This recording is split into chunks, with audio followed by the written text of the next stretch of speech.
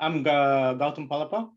I'm an executive advisor at VMware, and I work with various companies and help them on their business transformations. Gautam, thank you so much for finding time to join us on Navi Podcast today. Where are you based at? Thank you for having me, John. I'm based out of the Bay Area. I'm currently in San Jose. It's pretty sunny and it's actually warm. So, yeah, looking forward to the weekend this week. That's excellent. Thanks so much. I want to spend a little bit of time talking about your current role. What are you doing? But before that, give us a thumbnail version of your career, your background, anything interesting that's really stood out. Happy to hear about that. Sure. All right. So, I come from a family of academics. So you can almost say that I'm the black sheep of the family because I am in the industry rather than academia. My mother was a doctor. She was a leading specialist in HIV/AIDS research back in India. And my dad, uh, he was a professor in one of the Ivy Leagues in India as well. So um, I wanted to go and follow my mother's footsteps. I actually wanted to be a doctor, neurosurgery, if you can believe that. I mean, what kid would say, "Oh God, I want to be a neurosurgeon because I love to work on people's brains"? Uh, but unfortunately, I was underage. And so I couldn't join medicine because at that time they wanted to, at least in India, they feel that you need to be physically mature by a certain amount if you have to go through the rigors of medical school. So instead of waiting 2 years, I decided I'd switch over to engineering. And so I became an electrical engineer. Um, but the focus of helping people was always there for me. So after my bachelor's, I did my master's. It was focused on helping develop devices, especially for people suffering from epilepsy, to help suppress the mild seizures or predict them. So that was a very cool project. And then my PhD just extended into that. It was all about smart systems and smart technology for assisted healthcare.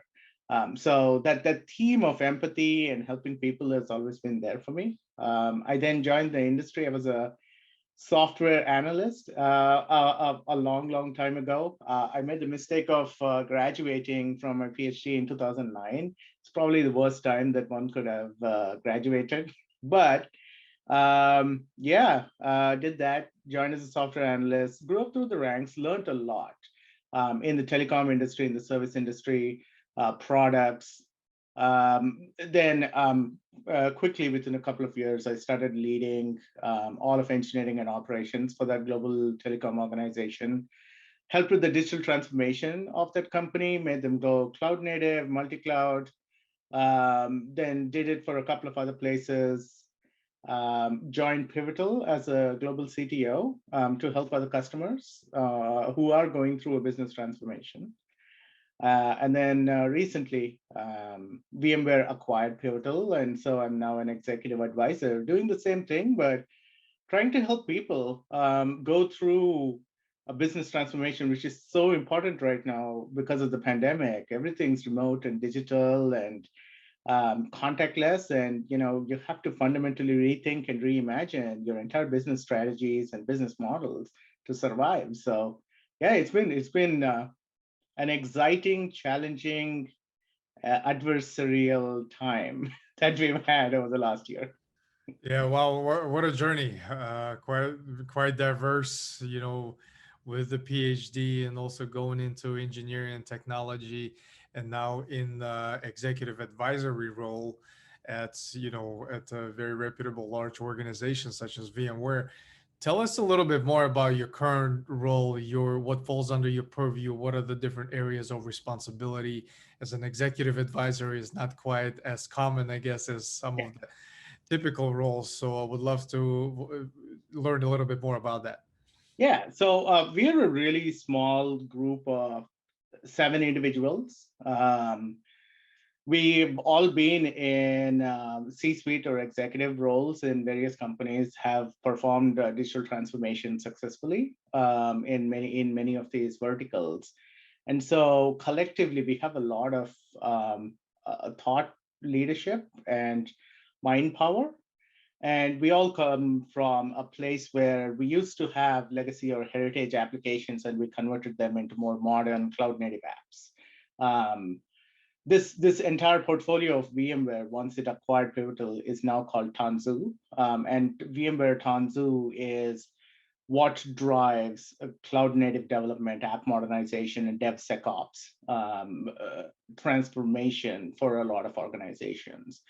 And so as a Tanzu executive advisor or a Tanzu value advisor, what we do is we pair with the C-suite of other companies who are going on a transformation, and we work with them on aligning their strategies or the strategic imperatives that they want to accomplish with a very bespoke path or journey of transformation that would make them more not only successful in their transformation, but also sustainable. And it's at the fundamental core of it is technology, right? You need to have that substrate of technology to drive or accelerate your transformation. But what I focus on a lot is around the culture, the people, and the process, because unless culture and people align in a much more optimal process, it's very difficult to transform. And so what I do is I work with them. We come up with initiatives and strategies that will help drive a much more generative culture, a much more optimal process, more DevOps and lean and agile rather than very sequential or waterfall.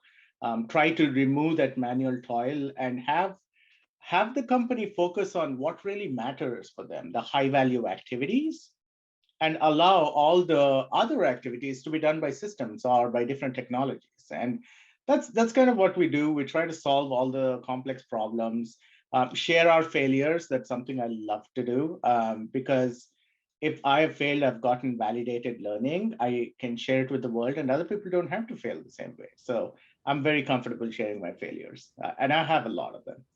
Yeah, and my take on failures is not necessarily the failure. Is you just got an opportunity to learn and become better. So Exactly. that's that resonates, and it sounds like the current role you wear multiple hats, almost in the version of a management consultant to a strategist to an advisor and a mentor and coach, all combined into one role, which is very exciting. When we talk about the different trends or insights, whether that's in your industry or not, share with us what are you most passionate about these days? What are you researching? What are you perhaps looking to invest further? Share with us any trends that look very interesting to you. The biggest trend that I've seen over the last year is the change in customer experience and behavior, right? Suddenly, because of this pandemic, the stress and anxiety level of humans around the world have completely increased so much that people they've started to fear their physiological and psychological needs, and they're unable to get them supplemented through either interaction, through their loved ones, or having that normalcy that they used to have before, and they've lost it. So what I'm really excited about is the way in which we are collectively across multiple verticals, we are trying to create a remote contactless world in a digital way. And what we're trying to do is bring that digital twin of those physical interactions that we used to have. And that's exciting. That's really exciting because it's elevating the way in which we interact. Things that we thought were important to us, suddenly we're reevaluating them and say, hey, these are things that automation can do or systems can do. I don't need to do this. I need to focus on what helps me reduce my stress and anxiety level, what helps me collaborate better with people. How can I interact with someone across the world seamlessly without any problem? I mean, look at us. We're on two different coasts and we're interacting. We're having a wonderful conversations. These kinds of things would have taken a lot of orchestration. There would have been flights, hotels, and bookings, probably a really wonderful dinner, which I still miss. I mean, those kinds of things. But fundamentally, we are stepping above and elevating ourselves and changing the way in which we work and the way that we operate. And I think that's super exciting for me, in multiple ways. It's not just professionally, but also personally. The way we interact is very different. Our priorities have shifted, and that's one of the optimistic views that I can look at a pandemic. It's really made us reflect and introspect. Yeah, that's very interesting, and I couldn't agree more with you, especially coming out of pandemic with a lot of just companies shifting to different dynamics of how they collaborate, how they interact, and it's going to be interesting to even observe and see what transpires in the next period, and a lot of really cool companies actually being born out of this particular necessity, a Yeah. lot of different solutions, and which leads me to the further point, the point on innovation, the need to continuously innovate to make things better. What are some of the strategies that really help you, your teams, your organization to stay innovative, to build and foster that culture of innovation? I think, especially because we're working remotely for long hours, at the core tenet of everything that we do has to be empathy. So I have two primary beliefs. My first belief is that happy people are productive people. And so everything that I do, I try to make sure that my people are happy. Because once they're happy, they have trust, they have collaboration, they have team spirit, they feel much more psychologically safe. And when they're psychologically safe, they can take more risks. They are not afraid to fail. And so they can innovate, right? So that is one of my primary tenets. And so empathy is the core of anything that a leader should be doing when they try to create that generative environment or a psychologically safe environment for people to innovate. Um, the second thing I would say is clearly know why you want to innovate. Like, what is the purpose? What is the value that your company or your organization is generating to the world? And that why is really important. The purpose is really important. And when you can clearly articulate it to your teams, what I really encourage and urge leaders to do is say, then take a step back and don't second guess how they're going to accomplish the why. Empower them and enable them and support them. There might be many ways to get to the same outcome. Your way may not be the only way, and it might be uncomfortable, or it might be scary for you if you don't understand the path in which some people will take to reach the destination. But as long as it meet that outcome and you have the key result, it doesn't matter how you went there, as long as you have a lean approach to doing it, you have fast feedback loops, and you're learning along the way. So empowerment and enablement, I believe, is also really important. The third one is encourage collaboration. There are a lot of organizations that unfortunately still operate in a very siloed way. And so shifting from a project mindset to a product mindset will actually make cross-functional teams much more powerful. And there's a fantastic book by my friend Mick Kirsten, Project to Product, which talks about it. And that shift, that mental shift from, oh, I have to complete a project and it has deadlines, to it's a product and it has roadmaps and I will continuously deliver value. That is liberating for an organization. So that also drives innovation. It helps deliver features to the market quickly. So that's a huge win. So those are some of the important things that I would say leaders need to focus on, John. Yeah, those are great strategies. And when we talk about the collaboration aspect and communication within the organization or even outside of that, obviously everything has changed in the past year and moving forward. What's, I talk to a lot of executives at different companies all the time, and everyone has their own take on how they're designing their organizations. Obviously, no one has the crystal ball, but it's good to hear different perspectives, how companies approach the design of their structure of their organizations these days. What's your take on designing kind of, or just in general, future of work? What's your view into that? How do you think the company is going to collaborate, communicate, and things like that? So here's my 2 cents, and I could be blatantly wrong depending upon how the world shifts, or maybe we're on to something out here. I believe remote work is going to be here to stay. People have had a taste of it, they've enjoyed it, they know what it is, and they feel much more comfortable. There's a lot of benefits, not just physical and health related, right? You feel much more relaxed. You're in a home environment. You don't have to travel. You don't have rush hour traffic. Being in the Bay Area, that's a huge thing for me. If I have to go to San Francisco, it probably takes me 1.5 hours by car if I have to drive from San Jose. And I would love to avoid that. Air travel reduces, carbon footprint reduces. So there's a huge amount of win over there from a people perspective.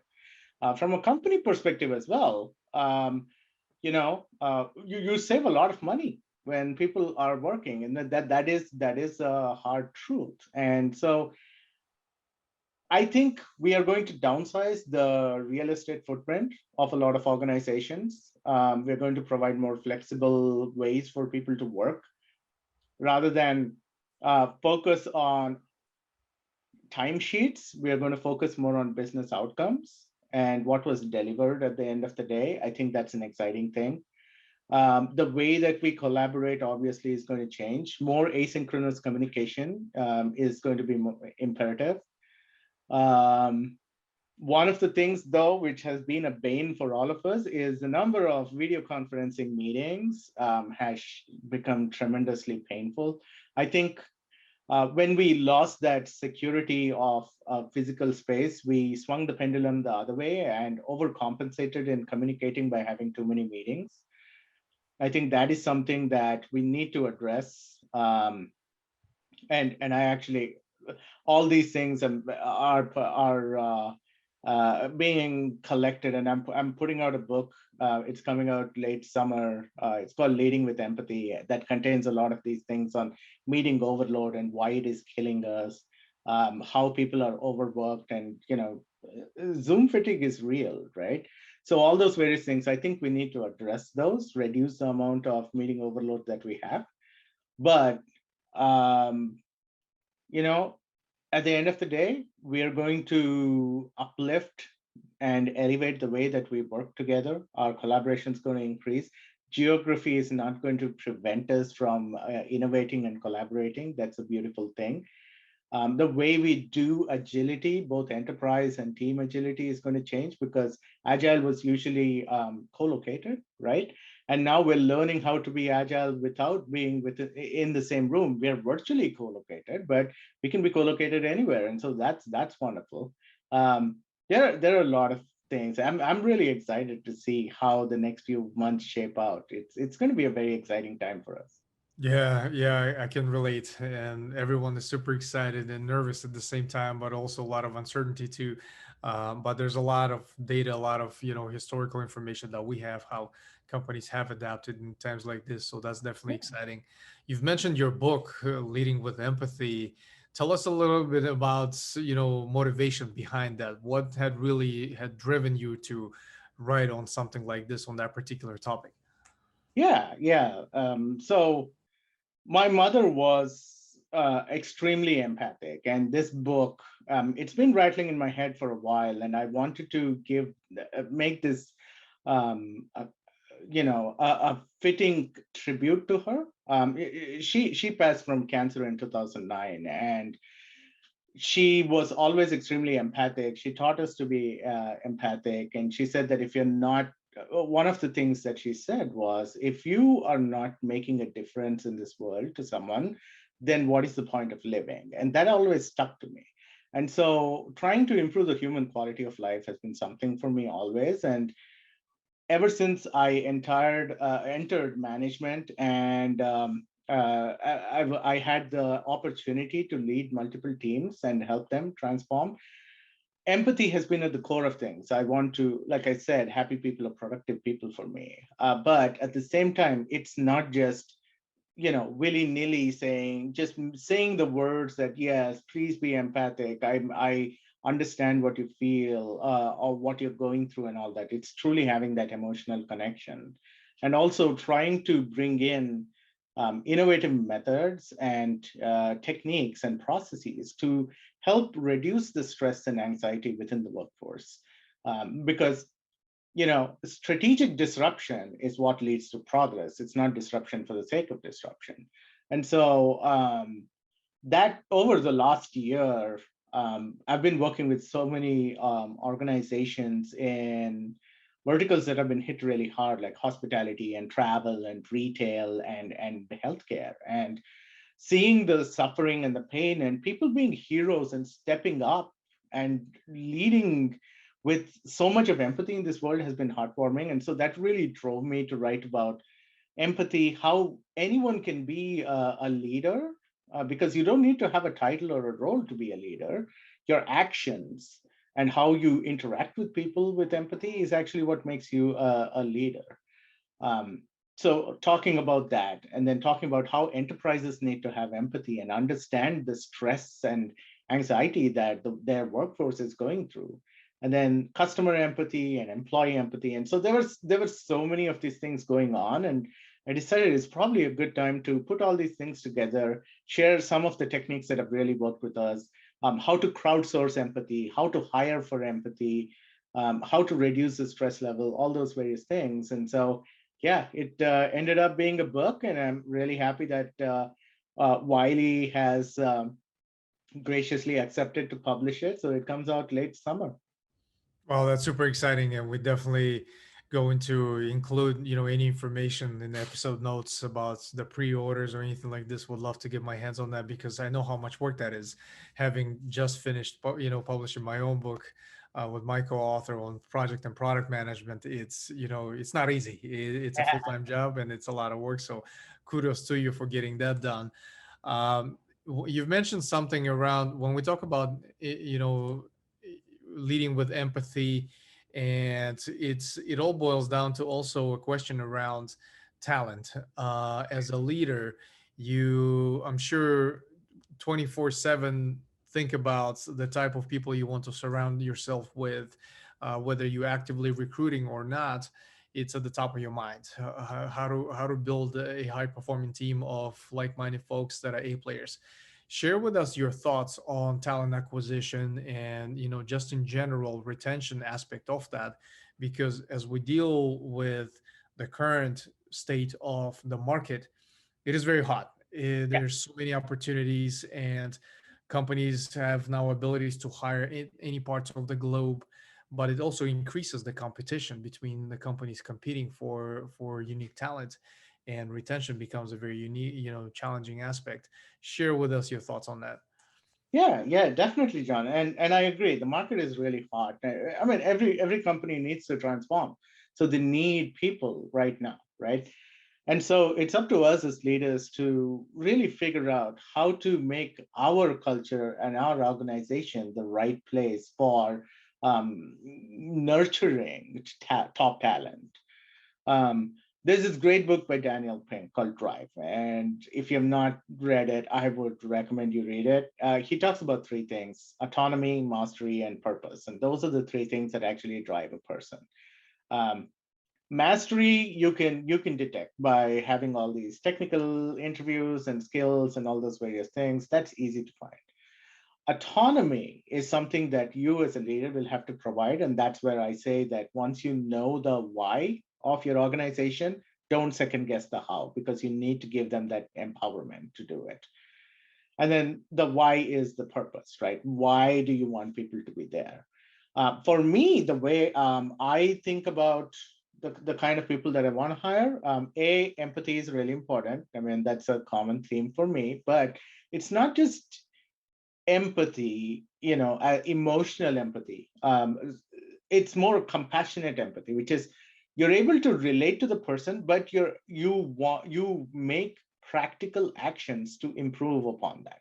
And that's what I really dig in and find out. So my interviews are weird. They're usually like puzzles and problem solving things and what if scenarios and hypotheticals, where I try to assess and find out how the person operates in a crisis, how they respond to event that has occurred. what kind of decision making that people can make with very little information. Do they constantly keep thinking about the business outcomes that the company has to accomplish, or are they very tactical and operational and try to solve one problem at a time? Is there systemic thinking? Um, how are they bringing lean, agile, and DevOps into all of this? Because those three things are not limited to software industries. They are concepts that people have started embracing in their personal lives as well. So those are some things that we want to assess and look at when we are when we are interviewing. With regards to retention, I think the onus lies a lot on us leaders because we have the ability, or I want to say the fortune of actually creating a generative environment. So ways in which we can reduce retention is by increasing the psychological safety. Keep your say to do ratio as close to 1 as possible, which means that whatever you say, you are going to do it. And do whatever you say that you promised you would do. Bring that concept, don't be afraid to fail in public. Um, I've failed a number of times, and I think on a daily basis I fail, and that's okay. But acknowledging that failure and telling and accepting it in public signals to the entire organization that it's okay to fail, and it's as long as you learn from it, you don't repeat it again, and it's not to and it's not a consistent pattern. It's okay, because unless you fail, you won't learn. Providing that safety is something really important. Um, and then, allowing people to be innovative in every way possible. There are so many initiatives that you can do just to keep them engaged. Slow down the deadlines and deliverables, because people are not working from home. This is something that I talk about a lot. We have life going on around us, and it's not just us working in the home. You have our loved ones and significant others who are also working, our children who are having virtual school in many places still, right? Our pets need attention, and they're suddenly wondering. I mean, like, okay, so he's at home, but he's not spending time with me. What's up with that? So all those various things put together makes it not work from home, but what I call as existence from home. So acknowledging that and slowing things down will really help retain people, keep a sustainable pace. That's what I would say for retaining. And then people become happy, and when they're happy, you have a generative culture and you have a lot of innovation, and you build those legends and stories and all those awesome things that people hear about. It becomes viral, and they want to come and stay with you and be part of that culture. So yeah, that's really powerful. Right, right, absolutely. No, that's, that resonates on so many levels. And you've mentioned something around interviewing when you talk to potential candidates. And I see a lot of different ways that companies take on this particular very important aspect of attracting the right candidates to their organizations, and viewing that as almost as a branding exercise as well, where it starts at the interview level. It's not when you actually hire an employee, it's, in the very initial conversations. Share with Exactly. us your thoughts on effective interviewing. What are some of the things that are maybe working for you or maybe not? Curious to get your take on that. So the first thing that I would say is, whenever I go into an interview or whenever I talk to people and we discuss about interviewing techniques, I say that there are two interviews that are going on at any time. You are interviewing the candidate, and the candidate is interviewing you as well. You're being assessed and judged at the same time. So you want to come off as a brand ambassador for the company and for the culture. And it's not, it's in many cases, the power dynamic is not what you think it is. The candidate has much more power because their voice will be heard by so many others.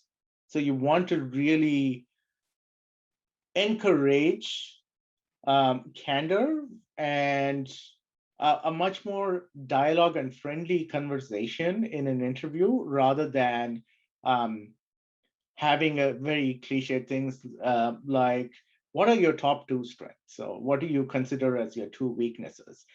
Nobody is going to give you a really correct answer when you ask for the top two weaknesses. They're going to give you something that is masked as a strength in some particular way. And there are so many books that have written about it as well.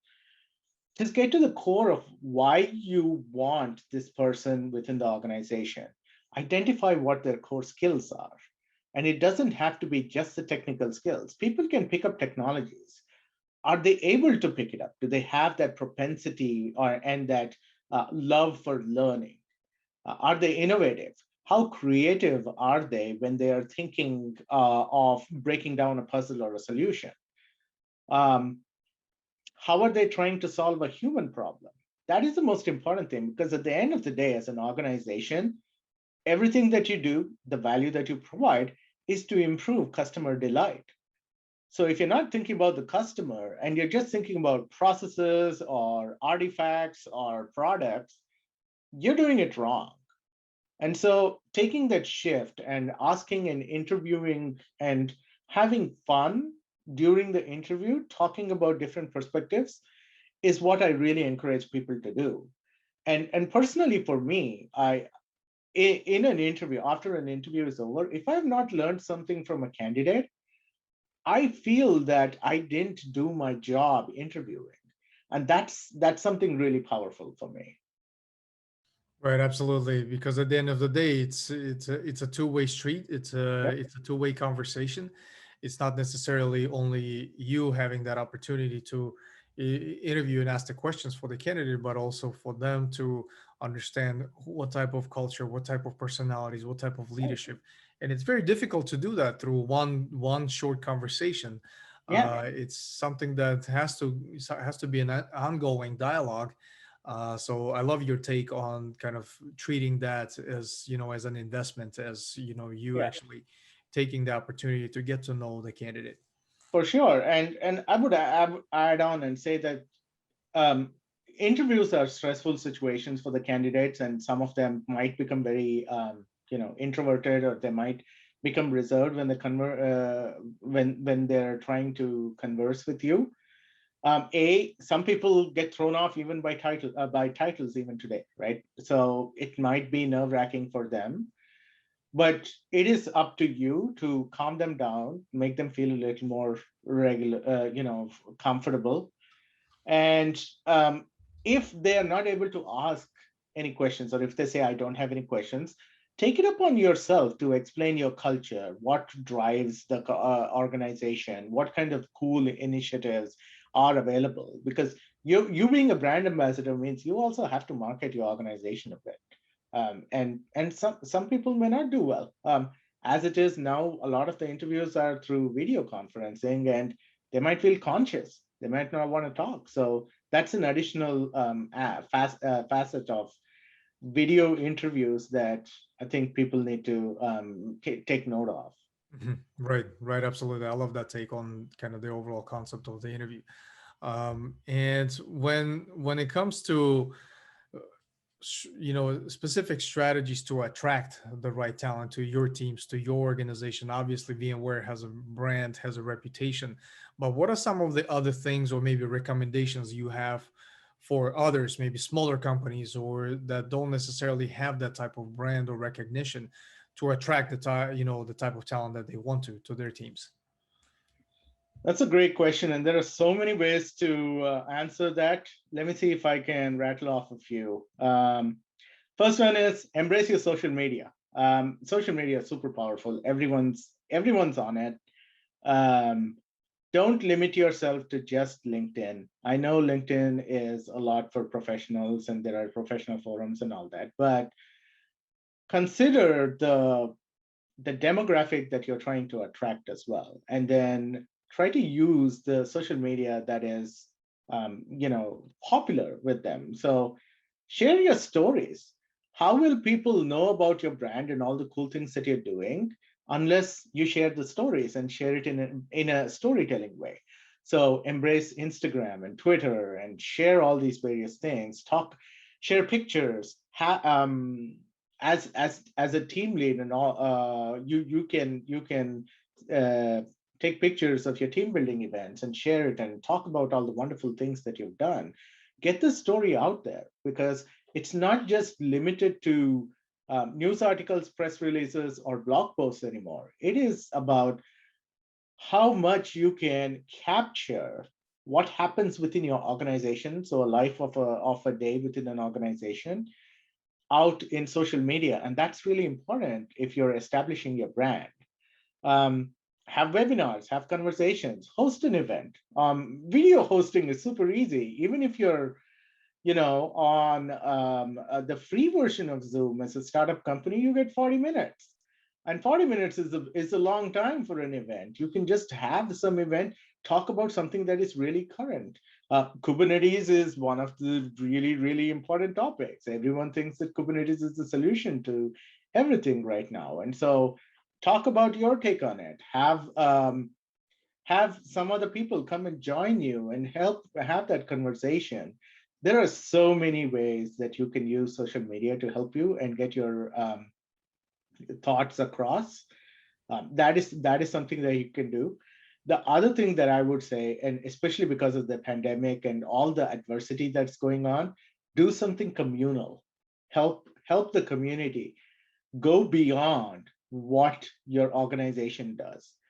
See, really take a step back and think of the mission, what you're trying to do. And if it is in a technology space, just remove the phrase of technology from the mission and see what other area or vertical that you can help in. That is something very powerful as well. It gives a purpose for the people within your organization, and it also uplifts humanity. It helps so many people, and others will realize that you really mean what you're saying in your mission, and it's not limited to just P&L or profit or EBITDA or any of these other things. It is truly about making a mark on society, and that's something that's really powerful and goes a long way. Yeah, those are great thoughts on that particular topic, and it's we I'm sure we can spend the rest of the episode talking about this. So I appreciate your ability to consolidate that very loaded question into very concise manner. Gautham, in terms of your personal self-actualization and learning, share with us what are your sources for reading, for learning on a daily basis. Um, the standard news feeds, Forrester, Gartner, CIO, TechCrunch, Verge, all those various things. GigaOM is another one that's really cool. So that's where I get all the technology feeds and all those other things. There are a bunch of other feeds that I do and I subscribe for from a humanistic perspective. I'm an ambassador for DevOps Institute, so DevOps Institute promotes the humans of DevOps aspect of things. So we have feeds over there, and we help promote the human element of DevOps. So that's another feed that we have. There are several feeds on empathic leadership. I'm a big proponent of that, so I consume those as well. Reddit. Reddit is a good one. Twitter feeds. Reddit's really interesting. It keeps you on the pulse of things, and it can be weird at times, but at the end of the day, if you really think about it, you are trying to understand how communities operate at such a diverse level. I mean, it's a huge phenomenon. So I do go in and check my Reddit feeds once in a while. So that's there. I try not to use a lot of memes. I'm too old for that, but Yeah, it's but your little some of bubble, them right? some of them are hilarious, and they're fun. And you need laughter. You need to learn different perspectives and viewpoints. So Right. those are things that I do. I am not on Facebook. I actually do not like Facebook or WhatsApp. My master's was in data privacy, and yeah, I can go on and on about it. So It's a touchy subject for you, right? it is, it is. So I'm not on those things, but I am on Twitter and LinkedIn a lot. I spend a lot on LinkedIn as well. LinkedIn has some really good feeds. So those are the ones that I check on a very regular basis. Yeah, that makes sense, and thanks for sharing. And I agree. It all boils down to the whatever the bubble that you create for yourself. What the type of people that you follow? What are the type of people you add to your connections? You're in full control. I hear a lot of people saying, "Oh, it's all politics and it's all this and it's too much entertainment." But at the end of the day, you control the narrative. You control who you surround yourself with, and that Yeah, applies to the real life as well, right? exactly, exactly. I mean, it is a choice, and technology is usually not good or bad. Technology only accelerates you to the outcome that you want it to get you to. So you can use technology to go to a positive outcome, or you can use it to go negative. It's up to you. Yes, there are some algorithms which probably will force you down a particular path, but you can quickly readjust those and get them out of your life.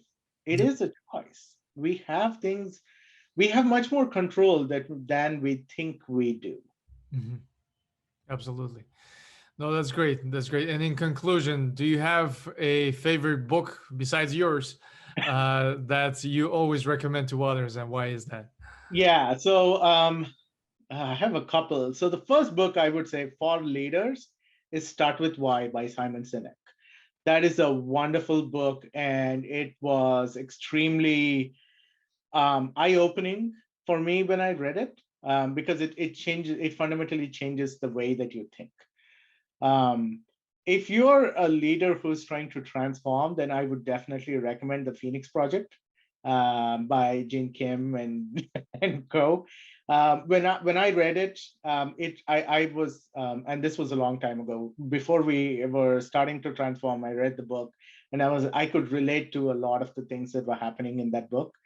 And then I made it as mandatory reading for my entire team before we embarked on that journey. So that I would highly recommend.